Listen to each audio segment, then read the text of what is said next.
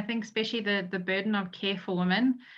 You've got lots of single-headed households that are looking after children and jobs, and there's not much support. And we do know that women, especially in South Africa, are diagnosed more with depression than men are. So they're willing to seek help. There just isn't enough help for them.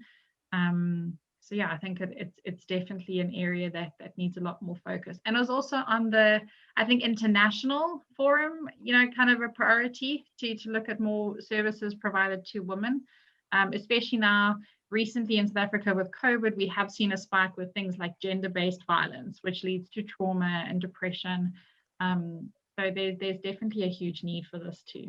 And I think even like a directory of services, or supports within a community or an area, details for the local clinic, where the police station if you need to report something.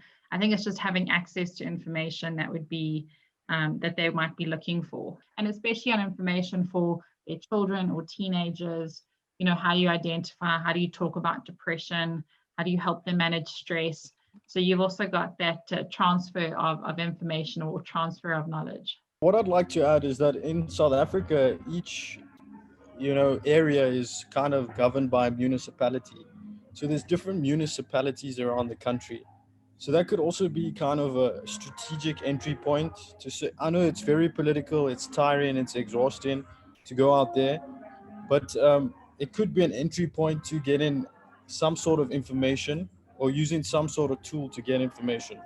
So maybe just to tell you, we work very closely with a crowd called HISP in South Africa, who manage a couple of registries for national health. And one of those registries is the facility registry, which is a list of all the clinics and all the hospitals and contact details.